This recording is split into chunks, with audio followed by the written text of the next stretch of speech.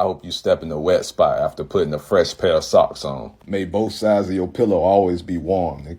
I hope every time your mom come and talk to you, she leave the door slightly open so you always got to get up and close it. I hope your website load just a little bit right when you're about to click on it so you end up clicking on the ad. May you always get up from your computer with your headphones still attached. May your return calls always go unanswered even though they just called you. May your coffee be too hot when you receive it, but too cold by the time you remember that it's there.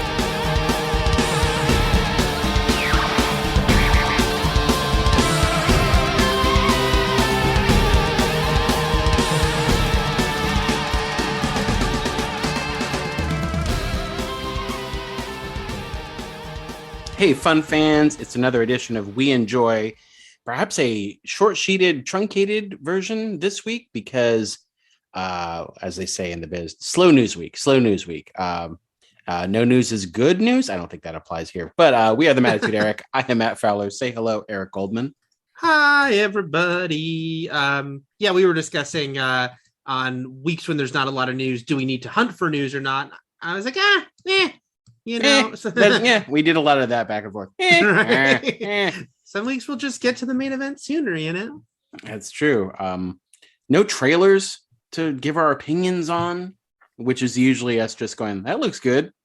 I'll see that. That looks good. I liked how they edited that to music. That was good. I like the slowed down version cover song that they used. And then it had a logo at the end, and the names of the stars. And they gave us a release date that may or may not be true. And then it said the title, and then it had this one little beat at the end where they say like a quippy thing, and then it said the date, and I loved it. But it could be the date could hold, or it could be delayed till next year. We could bring up the fact that Mission Impossible 7 was delayed again. I don't think we talked about that, but it's bummer because that was supposed to come out in September, correct? This was come out in September, has its like 5th release date. Well, so I think one more, and it's a Morbius. I think it becomes an official Morbius if it gets one more delay. I can't remember. I'm sure I've mentioned how like people still their go-to joke is like this movie's in danger of becoming the New Mutants, and I'm like, that's been matched so many times. Oh my god! Well, what just came out? The Mermaid's Daughter. What was that with Pierce Brosnan? Oh, the King's Daughter, which was filmed in 2014. That's a whole just was released last week.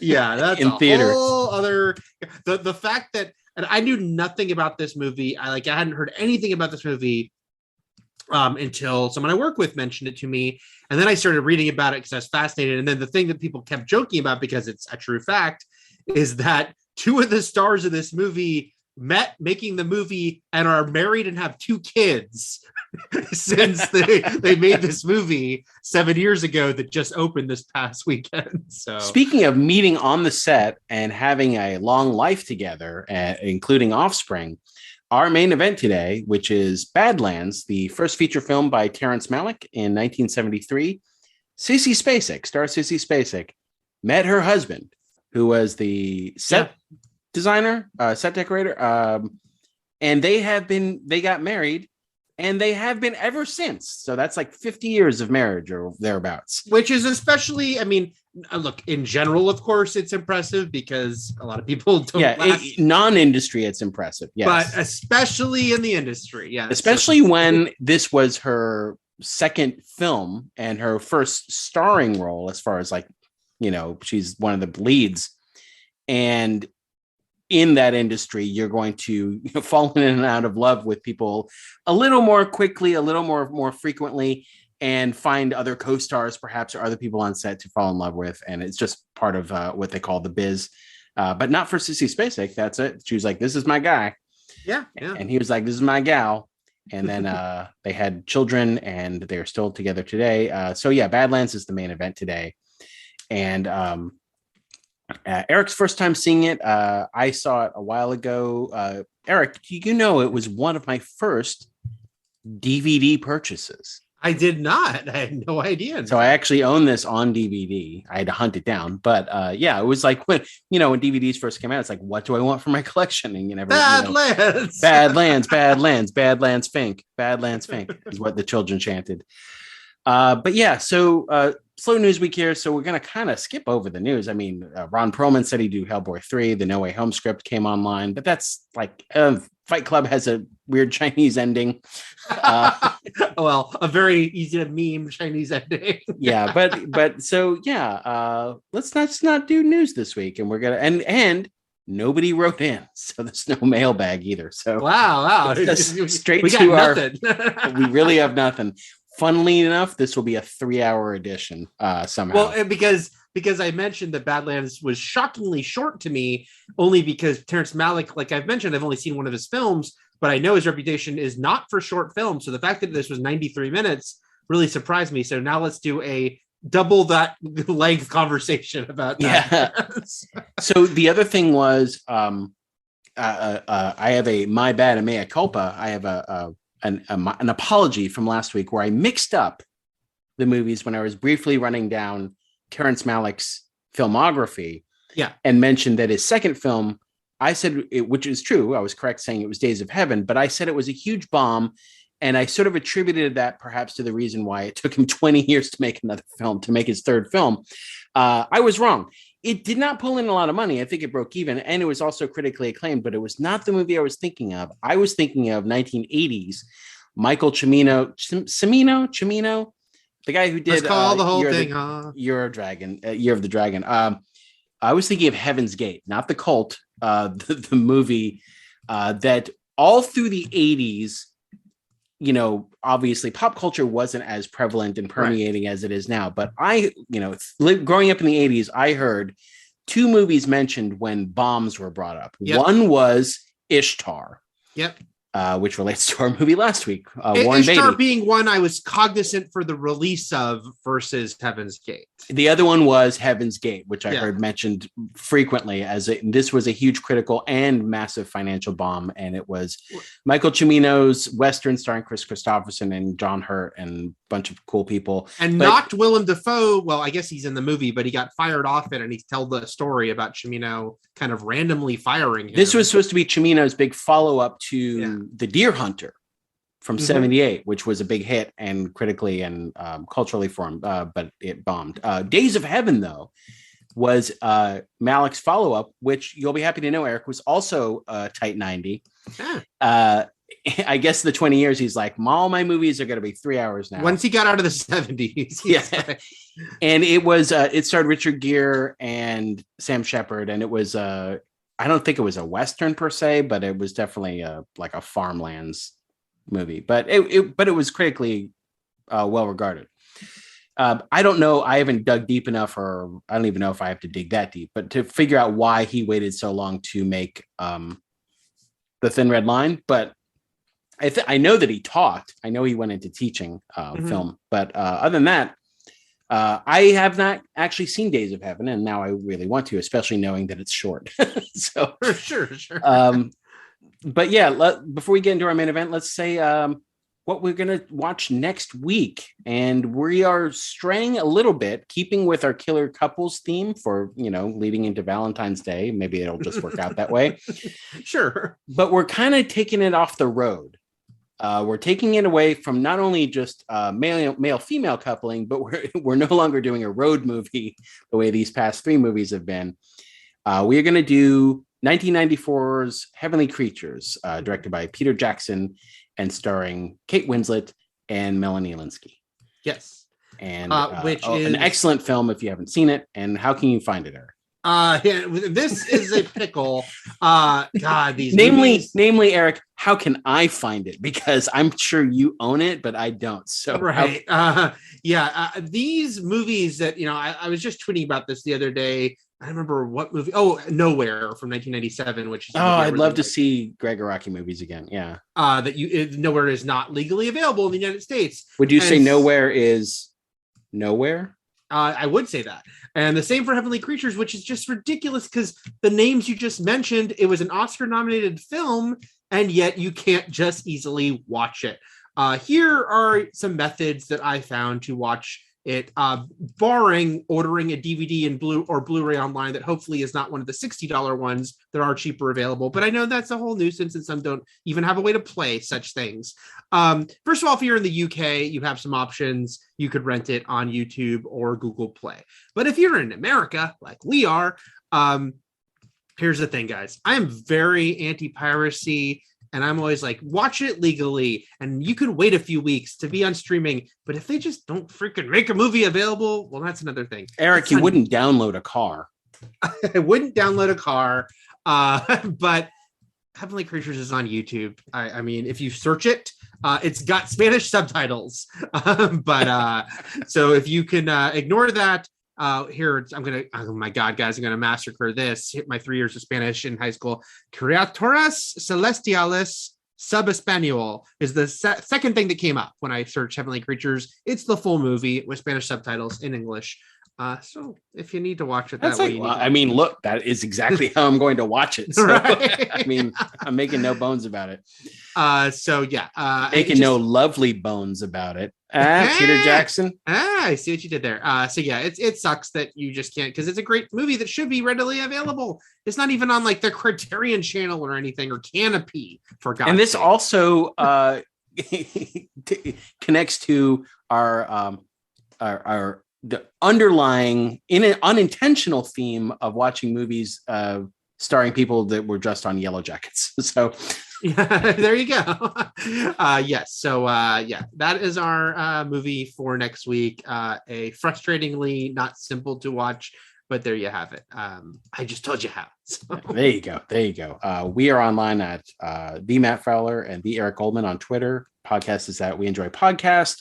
And you can write to us at weenjoypodcast@gmail.com. And over on Patreon, you can give us $2 a month for a completely, utterly commercial-free version of this podcast that is not interrupted, jarringly so, I assume, most of the time. Sometimes it's pretty funny where they put it. Like it'll be like you're saying, like you're like leading into something, and another thing is, and I can't stress this enough. And they're like, yes, Geico. Yeah. Right. Yeah. All right, let's get into our good things to enjoy, and then into Badlands. This is going to be a tight 90 itself. Maybe it'll be a tight 60. Great, because that means I can watch Texas Chainsaw Massacre: The Next Generation tonight in my Chainsaw Massacre rewatching I'm doing. So. Oh my God! Are you aware, Eric, that is a crazy movie? I am aware that it is a crazy movie. Okay, can't wait to dive back into that craziness. This feels really weird for me to recommend. I mean, it's apropos for this episode, but also because we're not breaking up the Terrence Malickness a lot here because there's no news or things to read out. But you'll do that with your recommendation. But so my recommendation is his third movie, which is 1998's The Thin Red Line. Insanity. That's his third movie, by the way. Yeah, I mean, I know you just mentioned The Long Break, but Jesus, it is, and that's why it's sort of overflowing with stars. You know, like he made these two huge critically regarded movies back to back in the 70s, and then hibernated for 2 decades before coming back with The Thin Red Line, which itself is an extremely interesting behind the scenes production that I won't fully delve into, except to say that the lead character of the movie completely got cut out and the entire thing got reworked.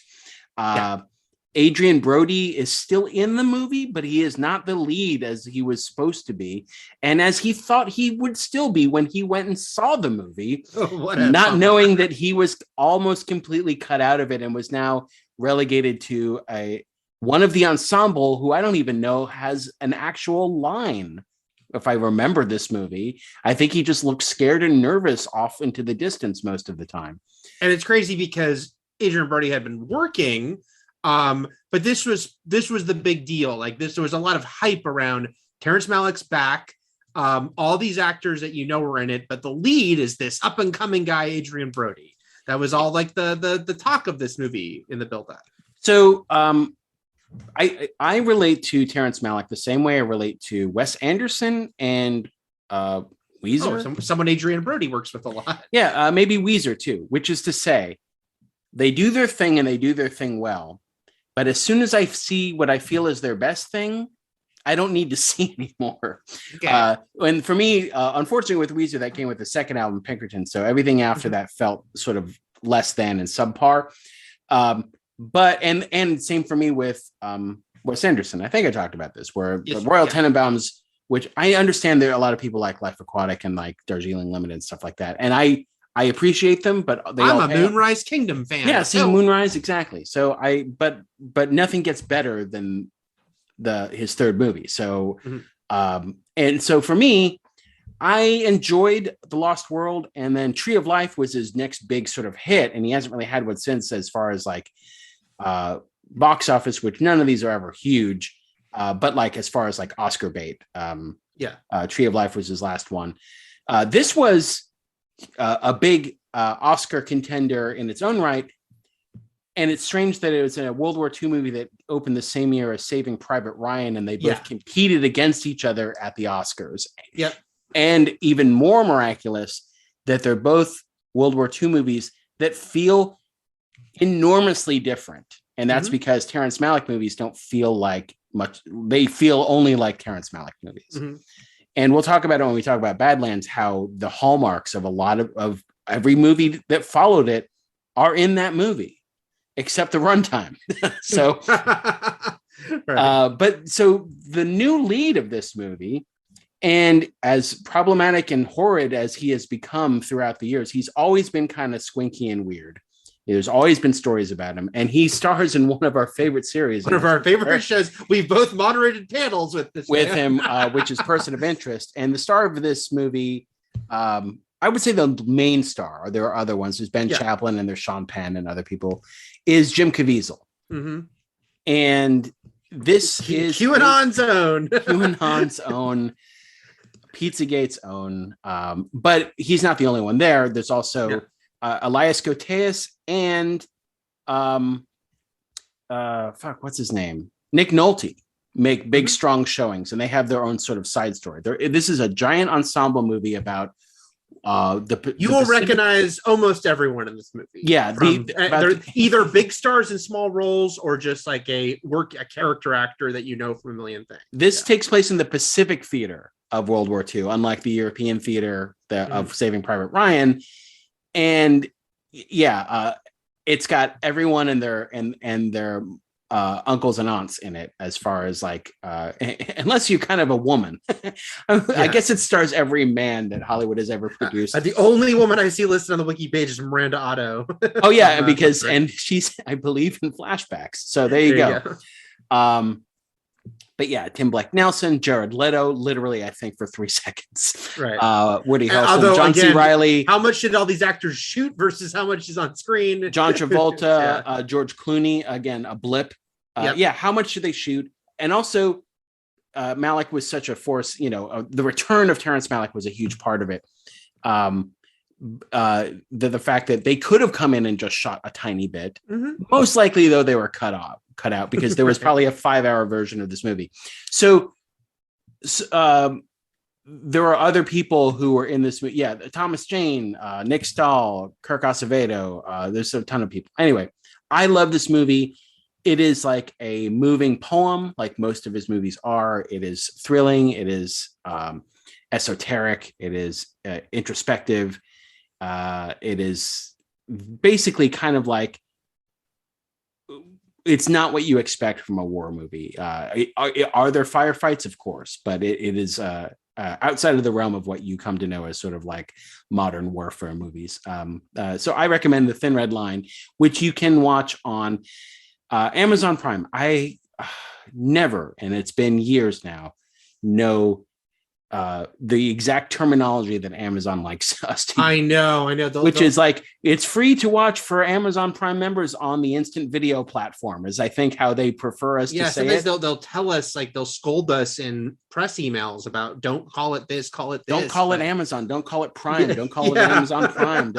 Well, you guys have confused the matter. Shut up. Fuck off. Anyway, so yeah, it's rentable, or you can watch it for free if you're a Prime member. Okay. Yeah. What is your good thing to enjoy, Eric? Mine, good thing to enjoy is something that went up 2 hours ago as we record this on Thursday night on Apple TV Plus, which is a new TV series called The After Party. The first 3 episodes are up, and then it's one of those here's your sample, and then it's weekly. I don't mind. I think that's a good way to do it. Yeah. Yeah. There's 8 episodes total, so 5 more weeks after these first 3. But this is again one of those weird things of the streaming of peak TV streaming wars era, where something that if this were 10 years ago, you feel like might be like the most hyped up show in the world, now is just like struggling to get noticed, given who's involved in it, because this show comes from Lord and Miller. The Miller half, Chris Miller, is the creator of the show. He directed every episode. The Lord half wrote one of the episodes and produced it with him, and has a big, like, sort of very notable comedic cast. Sam Richardson of previous Good Things to Enjoy, Werewolves Within, and Veep is probably the lead, I'd say, of the show. But he's surrounded by Ben Schwartz and Ike Barinholtz and Alana Glazer. Am I saying her name right? I believe I am. Sounds right. Yeah. Dave Franco, Tiffany Haddish from Broad City. Yeah. It is about a high school reunion after party where there is a murder. It's Dave Franco. That's not a spoiler. That's the setup. That Dave Franco's character, who's the one from their high school who became famous. He became like a famous douchey pop star. Is killed at his own after party. It's at his fancy house. And Tiffany Haddish shows up as a detective. And, you know, it's certainly a basic setup as far as it's a murder mystery. It's a comedic murder mystery. And it's a Rashomon type story, because each episode is one of these characters telling their version of the night to her, to Tiffany Haddish, and what they perceived. And so we get, you know, the whole thing of like repeated scenes, but from a different perspective. The big Lord and Miller sort of fun twist on it is it's literally different film genres each episode. That's fun. Sam Richardson tells it has a romantic comedy because he was pining for this girl. Ike Barinholtz tells it, and it's an action movie like a la Fast and Furious. And this filming styles change. And Ben Schwartz's episode is a musical episode, et cetera, et cetera. There's an animated episode. It's really fun and clever, as you expect from Lord and Miller. I wouldn't say it's their funniest thing they've done, like the Jump Street movies and stuff that are just like hysterical. But it's certainly got a lot of laughs and a lot of like just clever stuff in it. And the cast is great. Sam Richardson, who kind of seems like sort of poised for bigger stardom. I think this will be another step for him on that, because he's great. As I said, it's basically the lead. Him and Ben Schwartz make sort of a very funny sort of the high school geeks who are still buddies duo. Anyway, I really dug the show. They gave a 7 of the 8 episodes. So I've not seen the finale. Oh no, maybe the finale shits the bed, and I hate the resolution of the murder mystery. But the 7 I've seen are great.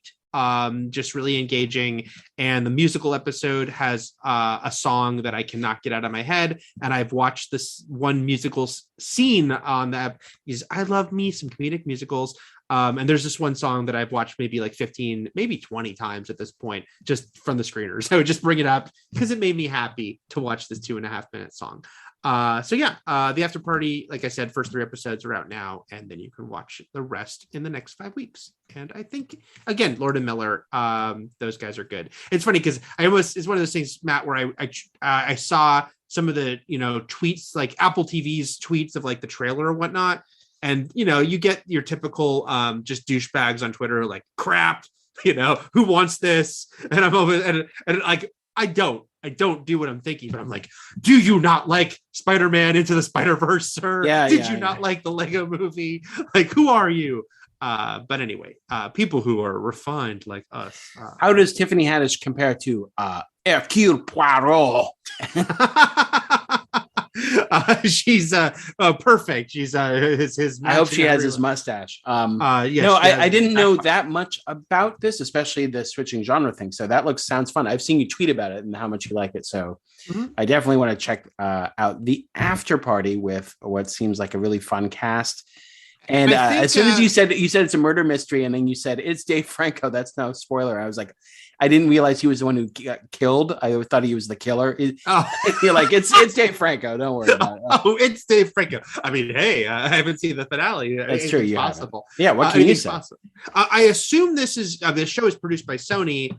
And so I think this is probably their first show under their huge, Lord and Miller have two massive hundreds of $1 million deals to make movies for Universal and TV for Sony. So I'm assuming this is the first of that Sony deal, which is also supposed to include Spider-Man connected TV series that Sony is doing. So we'll see what else comes from them in the pipeline. All right. The After Party. Another one of Eric's Apple shows. Apple shows, man. Apple, especially comedies, I realize. Now, I know they've got dramas there. You know too, what? Here's the thing. For a streaming service that only has original content and has no catalog for like just basically what we used to call channel surfing and like flipping around, they curate pretty damn well. I would say they curate the best since like the FX heyday. Yeah. Of original content. Yeah, obviously it helps if you're Apple and your pockets are so deep. I'm sorry. Whose pockets are deep? No one's pockets are deeper than like also Netflix and what they overpay for. And their quality is like 1 in 100. Right. Well, no, because they just flood. There's no apparent like they say yes to everything. That's what it seems like. They don't, but that's what it seems like. And I've mentioned this before that like Landgraf, you mentioned FX, like once called them out sort of for something that of course has to be true when he's like, how can you, if you have as many shows as they have, you can't be watching them all. Like what is Sarandos? Oh yeah, they can't be watching them all to make sure that they're good. Yeah, Ted Sarandos is not watching every episode of every Netflix show like Landgraf does with the FX show. Yeah, and so John Landgraf, for those who don't know, we used to affectionately refer to as the mayor of television during his TCA Q&A sessions. Yeah, when it was FX or day or afternoon, and was always one of the most interesting people to listen to talk about the actual TV and numbers business, especially as the advent of streaming came into being. Right. And because he's very candid and but not in like, oh, what an asshole, just like telling like his. Now, of course, it is funny because now that FX is owned by Disney, it's like you feel like he has to be a little more controlled, especially with FX in this weird place where there is a lot of brand confusion with FX right now because the whole FX on Hulu. Yeah, some shows debut straight to Hulu, some still debut on FX and then they're on Hulu the next day. Some don't go to Hulu at all because of pre-existing deals with Netflix going back years, like the American Crime Story. So it is a little confusing. I don't know when things happen. Even at HBO, it's like I think Righteous Gemstones comes out the same night, but Gilded Age comes out the next day. I don't know. Yeah, it's weird. All right. Let's get into Badlands. 1973's Badlands. Full spoilers. I don't know. It sounds weird saying. Sure. First thing I wanted to mention, by the way, is a little earlier this movie than I thought. I thought this movie, even though I'm only talking 3 years, I just thought it was closer to Carrie. Like I was surprised it was like a few years before Carrie. Especially because she's still playing a teenager when Carrie rolls around. She's still playing a high school student, yeah. And given that what was she when this movie was made? Probably 24 or something? Yeah, I can't remember. Yeah. Regardless, it still worked. I mean, I think Sheen and her actual age difference is the same age difference as these characters' age difference, which is to say he's supposed to be 25, she's supposed to be 15. I think Sheen is 9 years older than her. Right. Scripted originally, it was scripted to be like the real people it's based on, which I think you're about to mention. But he was supposed to be a 19-year-old character, and Sheen was not going to do it. Basically, he was like, "I'm too old for this," because he was like 33, and they changed this. They changed it in the script, so they made it 25, like basically something he could more reasonably get away with playing than saying he was playing 19 at 33. So exactly. And the fact that it was probably, I don't know if it was written into the script, but it was written. Martin Sheen chose to play this character like James Dean. And then there are several references in the movie that the guy actually seems and looks and acts like James Dean. So that seems to be a meeting of the minds there. Baby-faced, hunky-dory Martin Sheen in this movie with trivia Easter egg, his sons, Charlie and Emilio, as kids. And that one scene where they look out the window and they're under the lamppost. So this was loosely based. This is not, this these characters are not real, but it was loosely based Not on like Bonnie and Clyde, yeah. right, the murder spree of Charles Starkweather and his teenage girlfriend, Carolyn Fugit. And did you know that there was a early 90s TV movie about Starkweather and Fugit that starred Tim Roth as Charles Starkweather? No. And Fairuza Balk as Carolyn Fugit. I did not, although Fairuza Balk sounds about right for you to cast in the 90s for something And like it was such a 90s TV movie cast because it had like Brian Dennehy and Randy Quaid and my mom's friend Milo O'Shea, who played Duran Duran and Barbarella. And Zellweger's in it. Texas Chainsaw Massacre: The Next Generation's Renee Zellweger. She's in a crazy movie. Right. I only knew about Starkweather first from The Frighteners, which had a thrill kill couple in it based on Starkweather and Fugit anyway. But when a character in that movie goes, "I got me 12 kills, one more than Starkweather," there's a killer in that movie. And that's also tied to Peter Jackson, who's our main event next week. Full circle. So this movie, I really, really love this movie. And as I already mentioned, it kicks off Malick's editing style, his shooting style, and all of the sort of the watermarks that you come to know this director for, which is to say narration, like it's narrated by somebody, the it's sort of the how do you call it, the dreamlike qualities, the sort of the showing of wildlife and landscapes and just people hanging out, eating, interacting, sometimes in a surreal, silly way, like when he's shooting the football, sometimes just reading a magazine, wading your feet through water, a lot of stuff with nature. And that was purposely done. This movie takes place in the 50s, like Starkweather, but Malick himself said he didn't want to make it feel tied to one era in particular because he wanted it to make it seem like these two were in their own world and living sort of a fairy tale like existence, which would also play into the fact that Kit Carruthers, who's played by Martin Sheen, the way he treats violence is the way it seems like he's just swatting a fly. The way he, like Malick said, he wanted to make it seem like Kit feels like his gun is a magic wand that he can just erase problems with. And there's no real human connection to like other people's lives. Like it's your own world that you're painting with a brush as you go along. And that's a lot of his movies after. Yeah. Everything you're saying makes me feel happy about some of my first time analysis of this movie. I put fairy tale several times in my notes, but also I didn't even know when I started this movie that it was a period piece. And I was a little confused at the opening if it was or not, because there's obviously a bit of 50s to it, but that makes sense what you're saying about him not wanting it to be too tied to it, because it's not like it's the 50s. It's just, and because of where it takes place, I'm like, well, this could be 1973 in a place that hasn't really much changed since 1958. Right. If you're in a bumfuck farm or like a hideout or in the woods, it could be anywhere. Right. It wasn't until like a couple of the songs and cars that I was like, okay, I guess this is the 50s, but I wasn't even 100% sure of that. So that makes sense now how you're talking about how, that was somewhat intentional with his approach to it. Cutting to the close here, I just love how this movie plays off of last week's main event, which is that say this is a very, very different take on filmmaking than Bonnie and Clyde is, as far as that movie's use of the French New Wave and the close-ups and the quick cut editing, the rise and fall of the volume and the people's dialogue, and then also the ending, as far as like Kit Carruthers does not go out in a blaze of glory.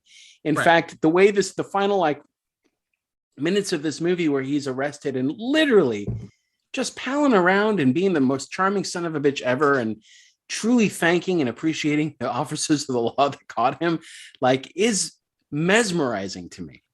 Of course, then it gives us the Chinese Fight Club ending of like Kit Carruthers was then executed. But like, right. But yeah, it gets me every time, because this is a movie that builds and builds and makes you feel like it's going to, like, oh, well, this guy's gonna go, he's been shotgunning people for 80 minutes now. Something big is gonna happen. But the big thing is that, and also I feel like that ending gives you even more insight into how Sissy Spacek's character, it sort of becomes enraptured with him to begin with. She's sort of a doe-eyed blank of a teenager anyway, but the fact that he can sort of like talk your ear off in an amiable way makes you realize how quickly he can form a connection with someone. Yeah, so it's interesting for me, again, my very first time seeing this movie, only the second Malick movie I've ever seen, and the first one I was Thin Red Line in the theater, and I haven't seen it since. Oh wow, yeah. I really dug this movie. There was some qualms I had about it, but I also was very appreciative both of the, stylistically, and almost seeing things that I've read about more than seen, as far as like, oh yeah, the Malickisms that everyone talks about. Here they are. Also, how influential this film feels for, now we can talk a lot about the Tarantino influence, the direct Tarantino influence on two films with Natural Born Killers and True Romance. I realize Tarantino didn't direct True Romance, but still. But also what you're talking about, the dreamlike thing, I even put in my notes at one point, and I don't even remember what part it was. I put that it's a quote I put, I'm a star in my mirror and I know the dream. I was like, and then I put, this feels like Twin Peaks, because there were moments that had that sort of feel to me. He and David Lynch both really play around with waking dreams. You know what I mean? Like, except Lynch tends to, his dreams tend to feel more like filmed nightmares. Right. They don't make sense, but in a nightmarish way. Whereas Malick's are more like, sort of like, a cool breeze of poetry just sort of blowing through your hair, especially when especially as he builds upon his narrators more. Malick is, he's too obscure to parody, but he's easily parodyable, as far as like, you could just have somebody start saying a bunch of like vague loquacious bullshit as far as a narration, and I think he reaches the pinnacle of that in Tree of Life, and that's why I kind of didn't stop after. That's why I kind of stopped after Tree of Life. I'm like, okay, would I watch his other movies? Sure. I mean, they've got star power for sure. Yes, but I think he reached the top of the mountain, and now he's traveling back down. Right. Yeah, one I don't want to say even complaint, but I guess one thing that kept me a little bit arm's length in this movie was Holly as a character, because like you said, she is such a blank slate. It's weird because she narrates the film and she tells you a lot. Like, she's sort of like filling in blanks, and sometimes it's actually just interesting choices to like have her tell you things we didn't sort of see play out. But it's funny because like she has a couple, like she literally has there are some lines in this movie where it's hard to tell. I'm like, is this meant to be funny or is it just what they're doing? Like when she says and like you said, they do show that, like, why she would be attracted to him, I think, to an extent. But it's funny, she has a line about in voiceover, I'd never been popular in school and I didn't have a lot of personality. Like, she's literally describing herself. She's like, Eric, she is a grade A drip. Right. And that's how she sees herself. She's like, I am. So it was a little weird because she's so passive as he starts killing people. It's starting with her father, who gets the most reaction out of her, but everything else after that, you feel like she's been in shock for, months and then so non-reactive. Yeah. Right. And also she's just, they kind of write her as like very naive. Like, even when her dad gets shot, she's like, are you going to be okay? When he's got like a bullet in him. It's enough to make you wonder if I don't know, if there's something a little askew with her, if sort of she's neuroatypical in a way, because without that narration, and this would obviously become a calling card for him anyway, but if she wasn't narrating this, think of how empty that character would feel. Oh yeah, it would be bizarre. Now it's interesting. Again, this is all inspired by a true story, but not based on, and that is a distinction that's important. But it is interesting that because I read up on Starkweather and Fugate last night, or 2 nights ago after I watched the film, and it was interesting to read how it's sort of a matter of dispute between the two of them. I mean, he's dead. He was executed. But whether or not she killed anyone, he said she did. She said she didn't. Like, basically, he said she did like 3 of the 10 murders were hers. She said, I never killed anyone. But I know she admitted to holding a couple at gunpoint that were killed, which would already make her more active participant than Holly is, you know? Well, Starkweather was already more of a bastard than Kit, because Kit, for sure. Kit cleared her of everything pretty much. Right. Again, that's something else that plays into the Frighteners as well, as far as like what did the teenage accomplice actually do or not do, and then sort of the decades of side-eyeing they get after that. This is we're once again doing a movie that came out before we were born. Go us! I mean, the 2 in a row. But it's funny. It's only 6 years after Bonnie and Clyde. But it's an important 6 years because, as we said, Bonnie and Clyde definitely was, seeing the future as far as a lot of things that were the 70s were going.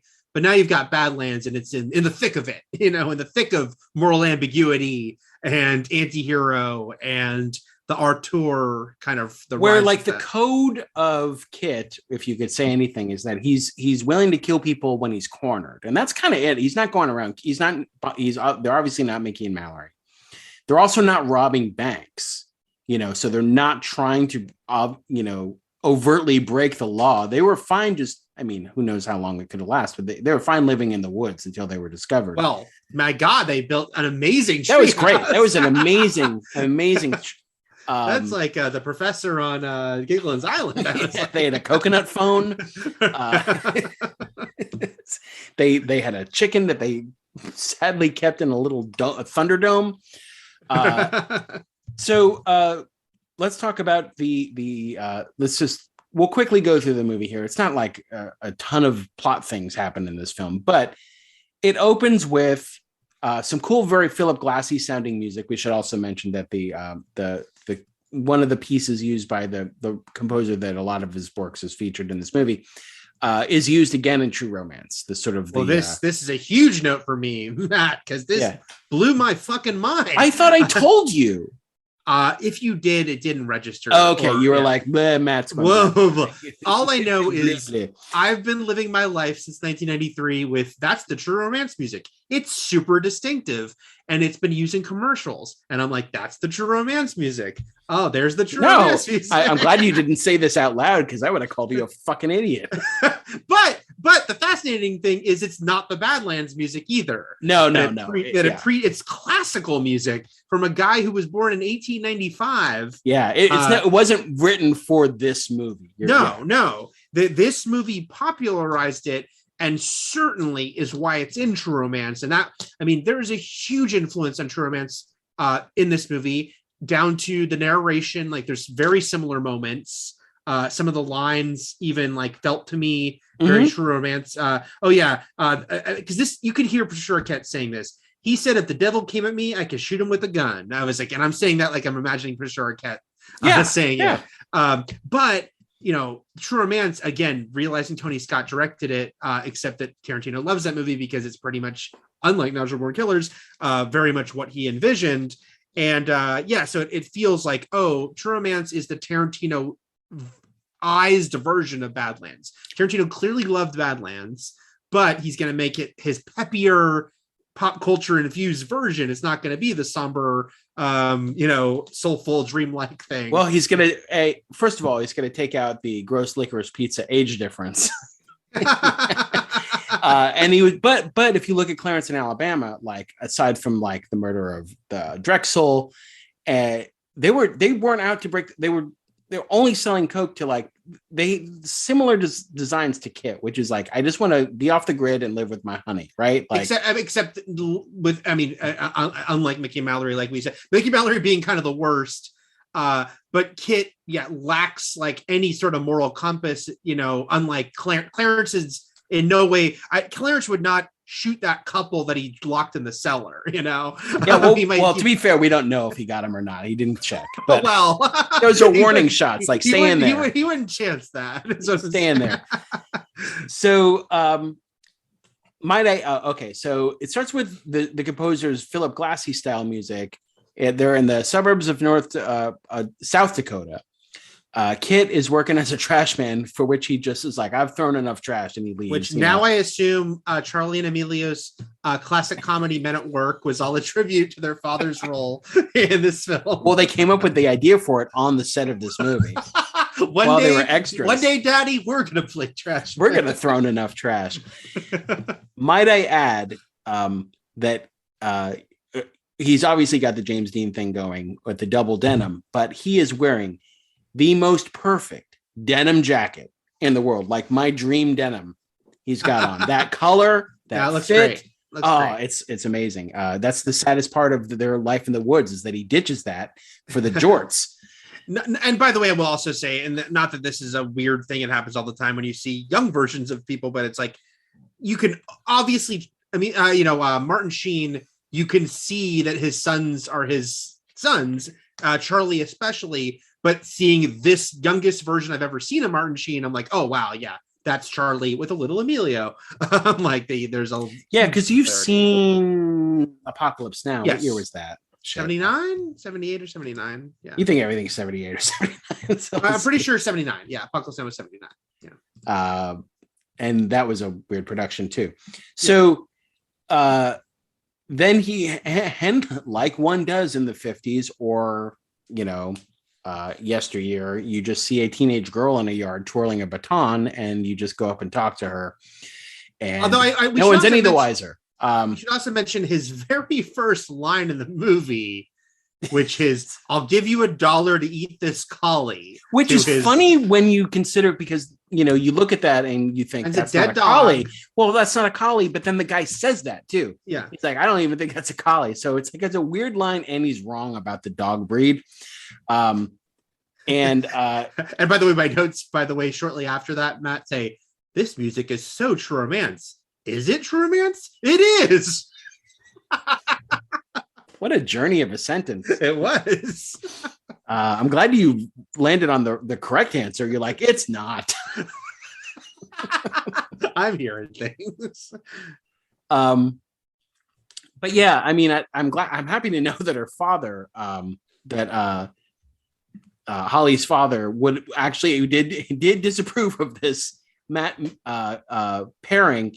Although I also always find it very interesting that her dad, his profession is like sign painter. Like it's such a strange niche, specific job to have, that the fact when later on when Kit meets him, he's like painting a billboard out there.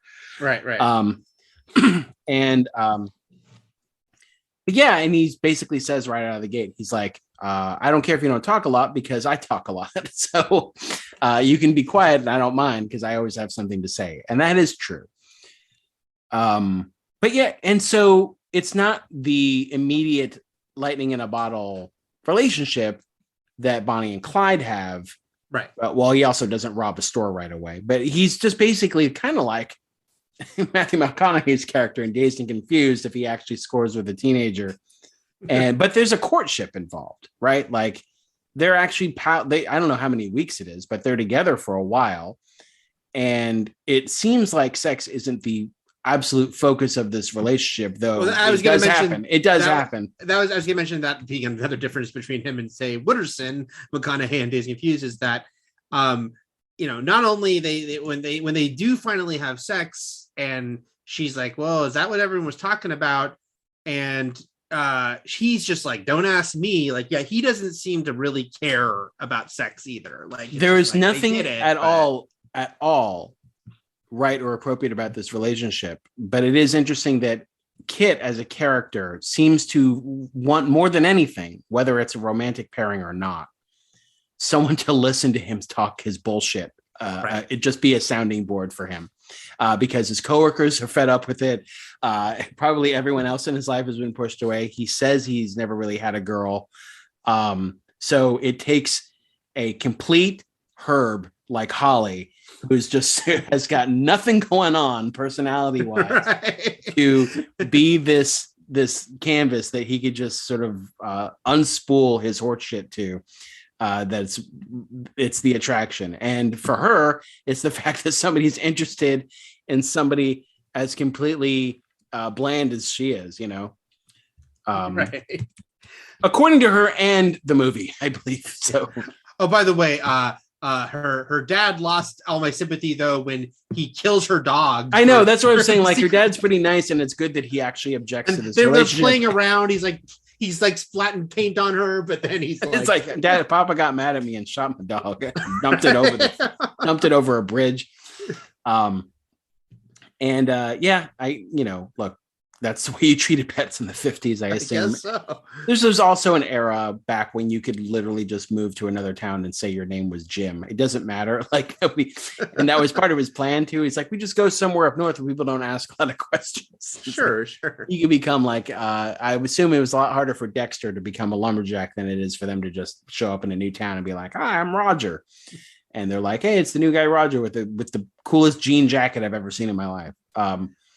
And then it is interesting though, him with this sort of like this weird moral flatness where it's like when her dad finds out and he's pissed, he does try to talk to the dad calmly, but it's like when that doesn't work, okay, I'll shoot him. Like it's like, so it's not like I'm gonna fucking kill him. Like it's not like Mickey. Well, we don't. But it's know. also it's also just like it's not a problem for him. Oh, dad won't take me peacefully talking to him. I guess I shoot him then, and it also wasn't until the dad threatened to call the cops. Again, it's like the cornered aspect of it. Who knows how far it would have gone if he just stood there and objected to him taking his daughter away. Right. But when he's threatened to call the police, that's when Kit shot him. And it also feeds into Bonnie and Clyde weren't necessarily like this unless it were cops chasing them. But Mickey and Mallory, you saw this the entire time. There's no one else in the world but them, and everyone else is an NPC. Right. You see that mostly with Kit because Holly's kind of in like an accomplice daze most of this movie, where I don't know, he's really friendly and he's really he feels like he understands people and can connect to people, and sometimes he says like things that you wouldn't expect to come out of his mouth, where he's like making recordings and he's like, got to keep an open mind, always consider other people's viewpoints, stuff like that. And then he'll also murder people and not flinch and not feel bad about it afterwards, who aren't law enforcement officers after him, just witnesses. So there is an element of it where he, it's this type of personality that finds that one person that they think is important and will die for and will do anything for. And they're the only other person in the world that exists alongside them. And then everyone else is still sort of a disposable. There's a weird, I can't remember. God, you say something while I look up this term. There's a philosophical term for solipsism. Just with her and this fact that she perceives herself as a blank, which she does seem to be. And she also seems to think like, well, I won't even probably have a future with anyone because she has that, she has, again, voiceover is where we get almost all of her, emotional stuff, and her talking about how she could have snuck out after he kills her dad. She could have left and not left with him. But then she has that, voiceover line that, well, I felt my destiny lay with Kit. Better to spend a week with one I love than years of loneliness. It's like she doesn't even, she just, so it's like it's interesting with her that it's like, we don't really see, it's not like, because there's a different version of this movie that kind of shows her just falling under his sway, and even if we're like, oh, he's bad news for you, it's like, oh, he's so charismatic. We're told that, but we don't quite see it with her. But then she tells us, like, I just, he loves me and I love him, and I also don't think, even though I know this is probably not a good situation, I don't know if I would ever find anyone else. I'll just be lonely. So. Yeah, because, well, she's a drip. And also, by the way, solipsism is the philosophy that the only thing we can be sure of is that we exist. We can't be absolutely sure that anyone else exists because we're in our own mind. And so there's no proof that anyone out there has the internal mechanisms in mind that we have. So it's like the only proof we have is that we ourselves exist, and there's no proof that anyone else is actually real. So maybe she's like a rancor, which is like like the first person she meets, she attaches to, because right after he gets arrested, she basically marries the son of the DA. Right. It's like whoever she sees next, it's like, well, I guess you're my love. But Kit himself also seems resigned from the get-go that this is a temporary thing and they're both going to get killed, or at least he is, and it's just a matter of when. This is not built to last. They seem to know that, and that it's worth it, however long it lasts, like you said, than to be a bunch of normies. You know what I mean? Right. And then it's interesting when they go to the treehouse, which is obviously their one time of like just happiness alone as a couple. I don't know why he doesn't get a job building tree houses, by the way. I know, exactly. I'm like, this guy is meant to build tree houses, and he builds like a tunnel system and traps and just all sorts of cool shit. He was like, yeah, he had one of those like spike balls they used to try to kill Predator. I know, he could have like invented a lot. He could have invented like Double Dare decades early. I don't know. He could have, but it is interesting because this is the one part where they're kind of happy, and again, there's this sort of lyrical fairy tale nature to the entire film, but especially this part. Because it is like bigger than life. Like what they build is, kind of ridiculous as we're joking, but it feeds into what the movie's like with, it's beautifully shot. And it's like, it's just them. There's no one else at this point. There's like literally no one else, just them living out there in their amazing treehouse. But then she does have a couple, there's interesting stuff with the dialogue here, both the voiceover and them together, because she talks about, we had good times and bad times. And then she has that line where she goes, he'd accuse me of only being along for the ride. And at times I wish he'd fall in the river and drown so I could watch, which is like the only time we feel, because she's so passive about him killing her father.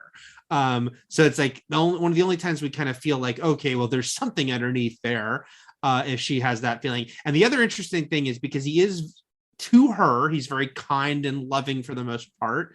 But there's this strange passive aggressive thing, which he calls her red, which is one of the only things she strongly says is how she does not she does not like as a redheaded girl that people call her red, and that's been around forever, I guess. But he calls her it all the time. So that was like I thought sort of an interesting thing, because it's a little against the grain for how he is with her, but there's this one little, maybe that's why she wants to drown him. She's like, stop fucking calling me red. He's got a couple sayings. She's not right. Like there is something, there's something inside her that's past expiration date that's gone a little sour. We just don't know what it is. And it's not enough to make her outwardly sociopathic. But yeah, so it breaks through in little, and I do think there are elements of the voiceover that are supposed to be silly. Her twang mixed with, sort of a matter of factness about reporting things, especially when she starts burning through plot, where it's like they sent out the National Guard, and all of a sudden it seems like we're like skip over a few months almost. Right. And a very interesting thing she also says in VO during the woods part is she ponders in her VO, what's the man I'm going to marry look like? And so that was interesting, because as much as she says we're in love and I can't think about a future with anyone else, she also seems to also realize that this guy is not going to be who she's with, that, maybe Kit might be a little more saying it, or be a little more direct about probably having no future. But if she's pondering what's the man I'm going to marry look like? Yeah, well, she knows. Well, she also seems to think she's going to survive this, because, she doesn't know who the man she's going to marry is going to be with, because she's has yet to see him. As soon as she sees him, then she'll attach, and then she'll be like, "There's my married man." I've imprinted. Kit has a few sayings that may be indicative of the time, but I've always liked, which is one is Life of Riley, which he says when he's accusing her of being lazy while he's fishing. Which I've always liked. I don't use Life of Riley, but I do use Takes All Kinds, I guess, which is, he says this a couple times during the movie, which I use because of this movie, but also because it's something they said on like Mystery Science Theater a few times. Okay. And I don't know if they were referring to the movie or just using it as the idiom that it is, but like, I think the State had a skit where one of the guys was like, takes all kinds, I guess, takes all kinds, stuff like that. So I like that he uses that and that it's kind of his callback. He says it at the beginning, he says it at the end. So they're right away, what they're wanted for is the murder of her father. Right. And the faking of the death. And we didn't mention this. He makes a recording, goes into town where you actually can make your own vinyl, which is probably the most hipsterest thing you can do. I don't know why they don't bring those back. I know, right? If Polaroid cameras can come back, then recording your own album at a five and dime. Yeah, we don't have five and dimes, but wherever you would do it. At a Woolworths, Eric. So, and he douses it with gasoline, burns the house. So they're after him for that. And then he says that the people who find them in the woods were bounty hunters, which much like the bounty hunter, the ranger they claim is bounty hunting in Bonnie and Clyde is treated as sort of the scum of the worst of the worst. Like worse than law enforcement officers are these dang bounty hunters, which they would hate Mandalorians, by the way. But it's funny because while we can presume he's right because they're not like officers of the law in uniform, he does lie to her because he says they were talking about the reward. Like, he builds it up. Yeah. Because he shoots him in the back. No one's talking. They've all spread out to find him. But he makes it sound like they were having a talk about how much money they're going to get. Well, maybe he was either lying or, he's delusional in a way that's sort of believable the way he runs through all of this. And from there, it's like, then the murders just compile. And I do like the ambiguity involved in killing Cato, which is to say, when they go to stay with Cato, who we meet at the beginning as his friend who works the garbage truck with him, and he's in this, remote house. He's running at one point, and Kid assumes he's running to get away, to snitch on them, to drive off, call the cops, or get something. And he shoots him without saying, he doesn't even go like, hey, or anything, just shoots him. And he's trying to say that he was going to get a shovel, but the way that Cato kind of reacts to being, it takes him a while to die, it does feel like he was going to snitch, because he sits down, he doesn't say like, why'd you do that? I was getting a shovel. No one checks the truck to see if there was one, to see if he was right. Like Kit didn't even check. Kit didn't even check, because if he was wrong, would he risk feeling bad? Right. It's funny because it certainly plays like he is suspicious of him, and that Cato is frankly acting a little suspicious. But it's funny that I guess it kind of feeds again into the Holly being kind of a drip, because she has a line about he never told me why Kit never talked to me about why he shot Cato, and I'm like, well, he seems suspicious, like as much as it's not like I understand why he killed him. It's just funny that like even that, it seems like she doesn't read into that, well, also directly afterwards, when they take those two hostage and put them in the storm cellar, she says to the woman, like, when he says frog, I jump, like she's just following. She's literally just following without really not just any autonomy, but any attempt at autonomy. Right. Or making her own choices. And I think that's maybe the allure, is that she wants to be led around. Hey, I want to go back for a second, because I have a funny thing in my notes, and maybe you can help me out on this. So first of all, I watched this movie on Apple, and the audio was very low. I put on the subtitles, which I don't often, the captions, I don't often do, but I just was like, we happen to have our washer running too, but it was just, in general, the movie seemed to be pretty low. And there was a thunderstorm, and they were playing, there was a loud party next door. Okay. Near the part where the bounty hunters show up, there was on the soundtrack, the captions were telling me woman whispering, and it was like, come hide in the brook. Yep. In the stars. Yep. That's the most Malick part of this movie. It's like where it says something like, let's see, I did write it down somewhere, but come hide in the brook, come look at the stars. Yeah, stuff like that. Yeah, where that's sort of that you'll see more of that kind of thing in his movies later, and that's sort of the one snippet in here that it is where it's. I don't think it's taken from an actual published poem. I could be wrong, but that just felt very much this ethereal guiding voice beneath something, connecting to nature, connecting to the story. But yeah, it's one of the things that feels that ties Malick to David Lynch in a way. Right, because it made me think of Fire Walk with Me. Yes. It made me think of like hearing this sort of whispering, disembodied voice. So okay. No, you were correct. Yeah. Okay. I do like that you only read it but didn't hear it. So yeah. I mean, I could hear it a tiny bit. It's just so goddamn low. So. All right. Well, write to Apple about that and say the new After Party and sure. And also raise the you can just bump it up a little bit, bump up the audio on Badlands. But yeah, the couple is, I don't know, like where I feel like, yeah, this is like him. Yes, he doesn't know for sure whether he killed them or not, but it's like there's just why. I mean, it doesn't even matter that they saw his face. It's just like, yeah, why does he does this weird thing of like, I'm going to put you in the cellar. Like he makes them feel like everything's okay. They don't try to run. But then he just shoots into it anyway. But again, not like, just sort of blank, like just sort of like, you think I got them, in sort of a dispassionate way. That he, I don't know. I think sometimes a force takes over him that a lot of us are able to repress.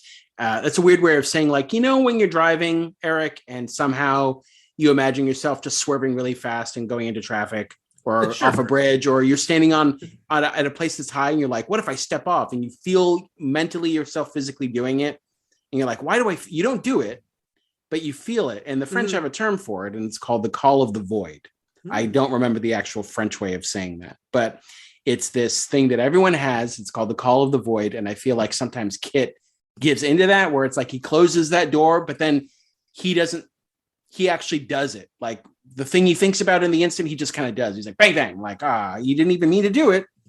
But that's what that moment has always felt like to me, where it's like, he just for a moment, for no reason at all, has a brief like flutter of panic and shoots them.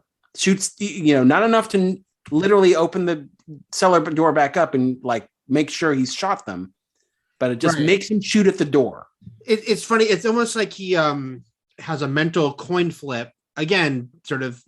Even that's Harvey Dent, yeah, right, because he notably does not shoot the wealthy guy and his maid, and so it's like that is like almost the same scenario. Like, two people have seen him. He's locking them up, being very jovial with them as he does, but those two he let slip. Yeah, so it's like the mental coin flipped on the unscratched side, and he let them go.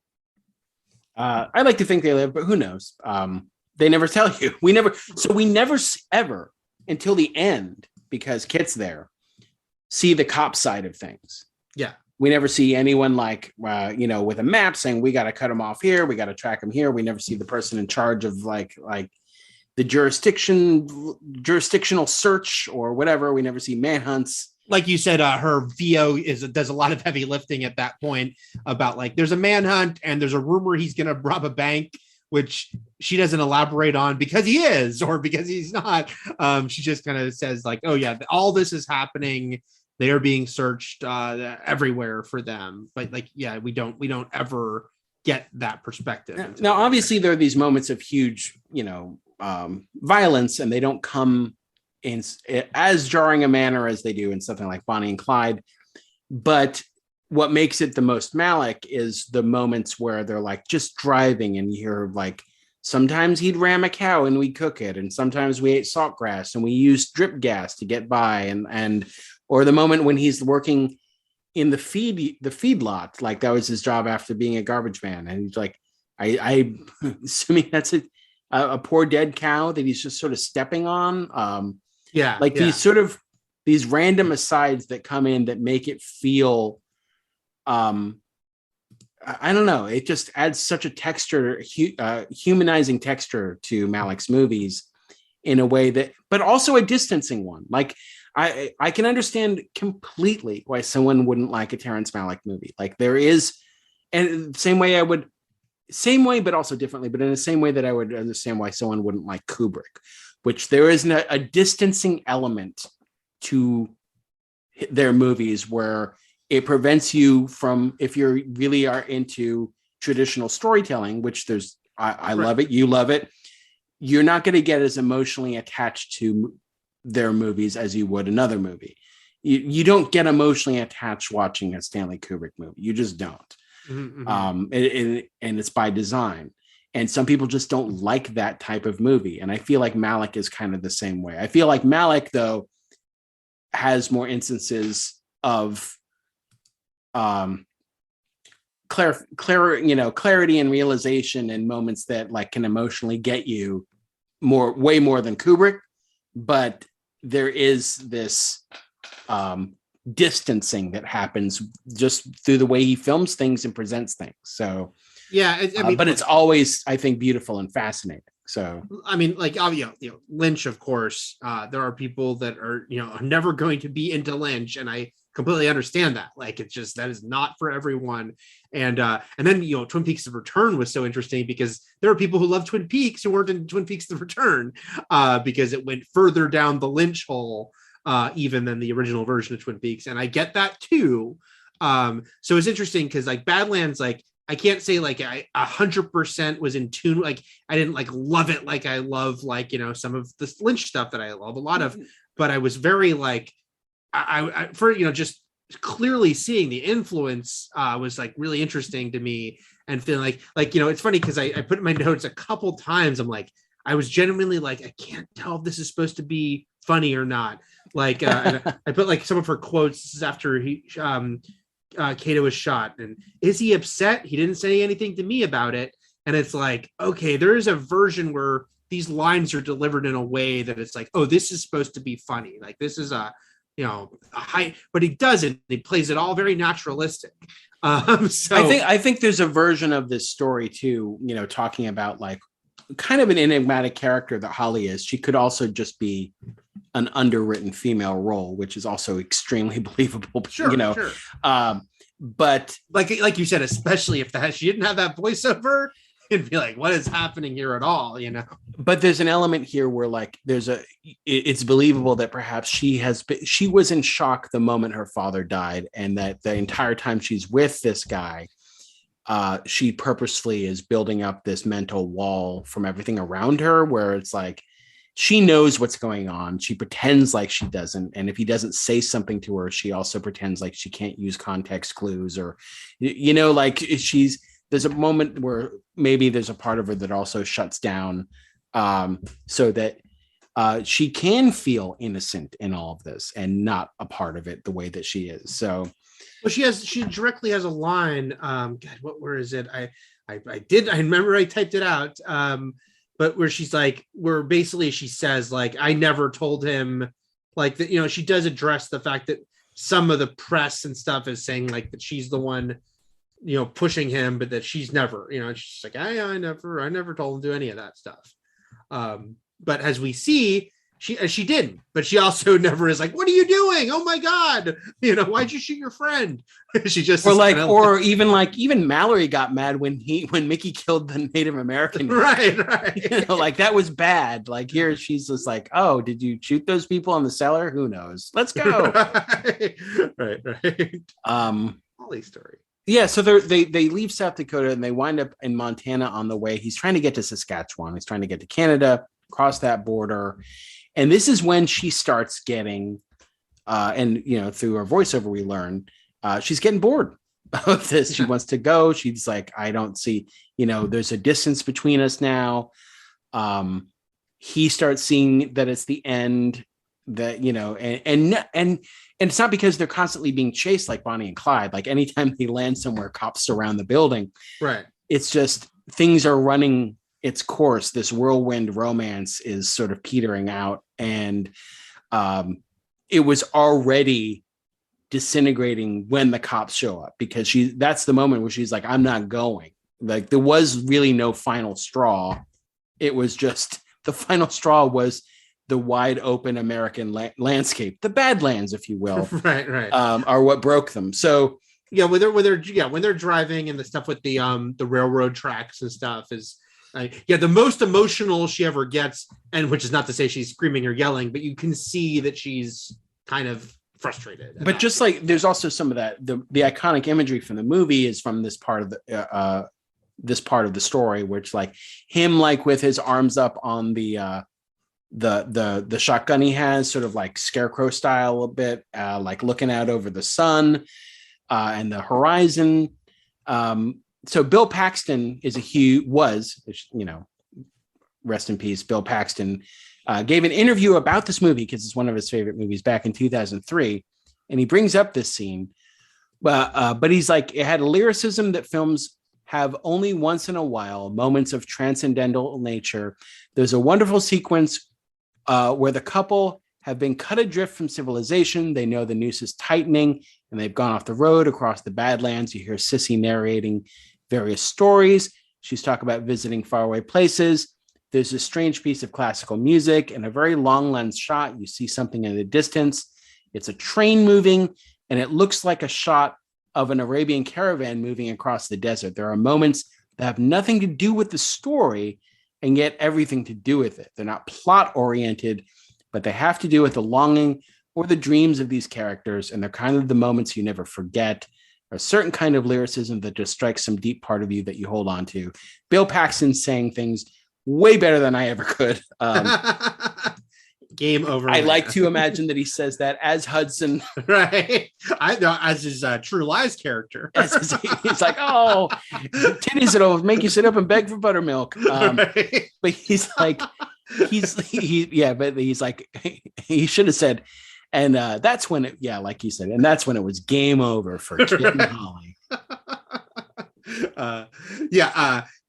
Like this, the shots here, the imagery is gorgeous, and again, it was interesting for me to like see the things I'd heard about so much. Be like, yes, this is Malick country, and it is very ethereal and dreamlike and fairy tale, and I think works very well on that level. Oh, here's the line I did type out that she says, they claim I have him wrapped around my little finger, but I never told him to shoot anybody, which is true. But she neither told him to nor said don't do it. Just sort of watched it happen. But yeah, that lyrical thing of it, it's definitely a great calling card movie in that respect. Just watching it. Oh man, did you do the deep dive I did about that piece of music, Gossenhauer, the True Romance music? And how no. I just knew it was. I just knew a few of his pieces were used in this movie, including that one. I didn't do any dive. Apparently, Malick first kind of came into contact with that music when Malick was writing Dirty Harry, a version of Dirty Harry that never got made. I can't remember who was going to. It wasn't Malick. It was not Malick to direct it. He was only the screenwriter. Some other people were going to direct it, and the version of Dirty Harry we got was a totally different version, kind of like a built it from the ground up version. But that piece of music was something that they were talking about using in Dirty Harry. So I'm just trying to imagine the very different Dirty Harry that. But I guess so that had been on. And Malick's it was radar. The Scorpio Killer's theme. Maybe. I mean, a Malick written version of Dirty Harry would be very different than the version. Wasn't the Scorpio Killer played by Uncle Frank from Hellraiser? I was gonna say the barber from Child's Play 3, but we're both right. Andrew Robinson, yes. Okay. Presto, you're dead. Well, that's Chucky's line to him, but difference. Let's just say my mom knew him. That's one of I know him. I just know that speaking of Mystery Science Theater, one of their go-tos was a specific scene from Dirty Harry when he's like, "I got rights." Well, I'm all busted up about that man's right. Anyway, Callahan, I got rights. Tom Servo would scream that, is what I'm saying. I recall. Okay. So yeah, basically a big shootout. Holly decides that she's like, exit stage left even. Well, she also it's funny, one of her again her quiet observations. She's like, she said she vowed to never again tag along with a hellbent type. She's done with Life on the Run. Which is again underplaying the guy who just murdered like her father. And right. Well, everything. You know what? I'm not going to get with another guy like that. Well, like let's jump over to like him just being arrested and them having a little chit chat before they haul him off with his handcuffs. Also, a pretty good car chase, I thought. You know. Oh yeah, the action was well done. I also like how he's very, very just like randomly shooting out the window back at them, not even looking, like just like bang bang. But yeah, when he stops because he decides to stop too. Like and he sets up that little like those little monument of rocks, just very specific and fun. Like this is where they caught me. Also, it's an interesting moment, right? Because doesn't her VO say this is a moment where we're seeing something that and we're getting the full truth, because she says something about he said his tire blew out, and maybe she says it a little skeptical, but we see like the truth. Like we see him shoot his tire, and like it's an excuse, and like you know there's always was a part of Kit that was bluster and sort of full of beans, and his manipulation and charm can only go so far, and you know he's a liar and a murderer on top of also being a handsome devil. So. And a very interesting thing I thought, by the way, and I don't mind that it goes against expectations. It's just interesting is when she, I believe this is before. Yeah, this is when he goes on the run and she doesn't. Is he tells her like, meet me New Year's 1963 or something, like at a place and time.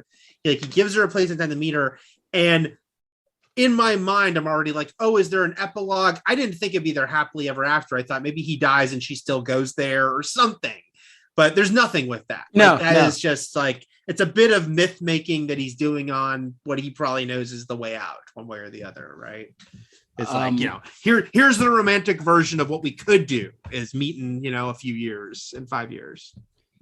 I also, feeding into this sort of the temporary nature of this entire relationship that they seem boost to sort of like subconsciously agree upon to begin with. Like we don't know how long this is going to last. And she's also certain that she's going to get out of this and marry someone else. But he also feels that way too, because he's kind of, when he says, I'm going to get you off these charges, he's basically like, there are other boys out there for you. And this is almost becomes like a giant allegory for the mistake you make first before you find someone, as far as like, the bad boy that that you have a fling with, except this is just an extreme murder spree. And then there's again, the complete understated nature of how they deal about like him flat out shooting her father to death, and he's like, no remorse for anyone else, but he is like, because he brings up, that the rich guy was lucky because I could have killed him. But then he's like, too bad about your dad.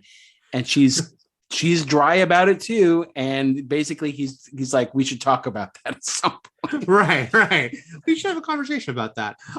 Again, it's this decision, and it's obviously it's a calculated decision, but to tell, not show, which you're not supposed to do. Because at one point, I remember one point I put in my notes that I kind of wished we'd seen was she says in VO, he dreaded the idea of being shot down without a woman yelling his name, which again, I think feeds into the whole, like, wants to sort of be a mythical thing. But it's like, I would have liked to seen that conversation, like, like maybe if he'd said that, but instead it's like, again, the whole treatment of the movie being like, we are seeing this lyrical fairy tale version of it. So she's just kind of telling us a lot of these big facts. And she would be Carrie 3 years later in 76. Yeah. So not terrible long stretch to still be playing a teenager. She was always very, very young looking. And oh yeah. I mean, she seemed credible as a 15-year-old. You weren't like, that's ridiculous. And you're like, bleh. I'm trying to remember the first time I saw her was probably, I assume, Carrie. But then I don't think I saw anything with her until JFK. Like if I'm being honest about like my movie watching in the 80s, like I saw Carrie And then the next thing, she was Jim Garrison's wife. Like, she says Kevin Costner's wife in JFK. So it's a big time jump. I'm the same looking at her credits. Because the stuff she was doing in the 80s was not stuff I wasn't going to see. Like, she's doing a lot of like drama. And I wasn't going to see any of that. And so you weren't first in line for Crimes of the Heart, Eric? I was not first in line for Crimes of the Heart. I was third in line. I remember the poster for The River, which I never saw, which was her and Mel Gibson and Scott Glenn. But right. And Coal Miner's Daughter's a movie I've always heard about, but I still never seen. It's where she played Loretta Lynn. Yeah. So, So I really do think that was like, and because of like the difference in those roles from JFK to Carrie and the amount of years in between, I still don't think I fully connected them as the same actress. Right. Like, I don't think I was watching JFK being like, that's Carrie, but then I'm trying to put myself, that's Carrie. Like, it's like you're watching Scott Pilgrim. That's Carrie.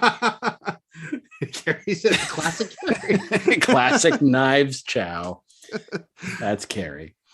All right. Well, I'm glad you dug it. I did. I definitely did. It was like, it's funny that I'd never seen, like I said, it was like a movie I had in my mind, but even when you suggested we do it for this go around, and I didn't even, I think, really understand it was a movie where they were killing people, like, until you said we should do it as part of this. You just thought it was about lands that were bad. Yeah, I just thought it was about land that were bad. I remember the DVD cover from my years working at DVD stores a lot.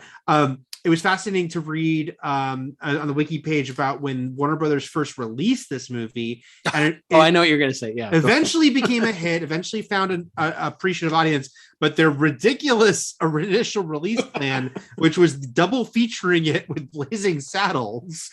And I would be pretty pissed about that too. I can understand the Blazing Saddles audience being like, what the fuck did you what went first? Right. Yeah, exactly. What is the lead in for what there? But there's no good answer. So I don't think anything satisfying.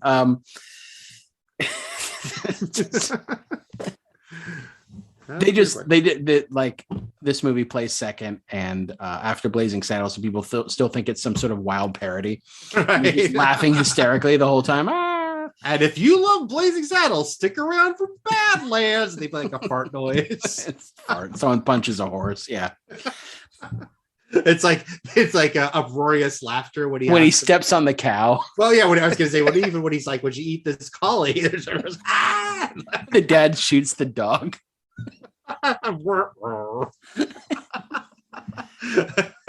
Release the comedy cut. Now I just miss Bill Paxton too. Anyway, poor guy. One of us should recommend Frailty at some point. Maybe we'll do Frailty as a main event. I haven't seen it in a while, so I'd be up for that. So, I think it would be cool if you, and it's a big ask because I think it's long. I assume it's 3 hours. If not, it's 2.5. Catch Thin Red Line. But we all have a lot of things to watch. I know after this, I do want to watch the gap I have between this movie and Thin Red Line, which is Days of Heaven, which I've never seen. I don't have any necessarily drive to watch anything after Tree of Life. But I do want to watch his next movie, Days of Heaven. Again, he is a mythical filmmaker. We talked about this last week and this week again, but like the fact that he made such an impression with just a couple movies and then just totally went off the grid by his own choice. But when he came back and still didn't become like pumping out movies, but that, he can get any actor to work with him because it's just like, oh yeah, like if Terrence Malick wants me to be in a movie, I'll do it. I will say that he did make some headlines in 2019 with his movie that was actually, I think, a more condensed movie than he had been making.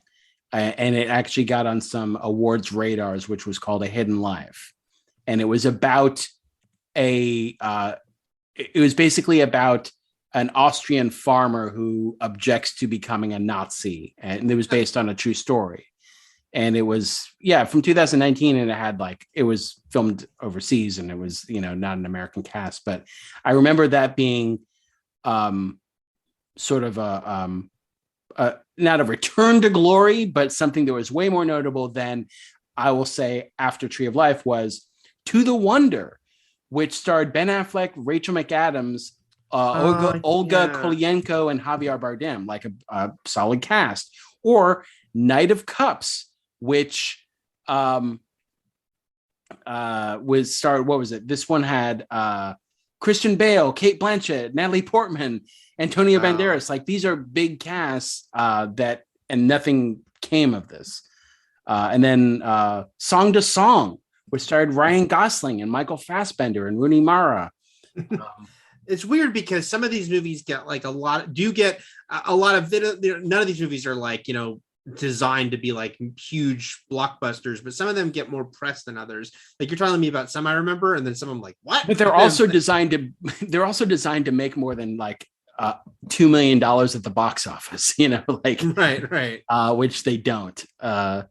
So I think A Hidden Life, I do remember that being a gentle happening, but yeah, that was the last movie he directed. But that was the interesting thing about the 90s. Not the 90s, but I should say, like, after being away from movies for that long, he did Thin Red Line, but then it was still a good 7 years before New World, and then it was another 6 years before Tree of Life. But then in the last decade, To the Wonder, Knight of Cups, Song to Song, and A Hidden Life. And so he had like 6 movies in a decade. It's his most prolific period, oddly, yeah. Yeah, and then he did some IMAX movie that was narrated by Brad Pitt and Kate Blanchett, which makes sense because they've been in his movies. But yeah, I recommend Tree of Life, but if you have to pick one of his comebacks, I would, obviously I recommended Thin Red Line. But yeah. The New World, I do remember The New World. That was Colin Farrell. Yeah. And it was basically the John Smith Pocahontas story. Yep, that's right.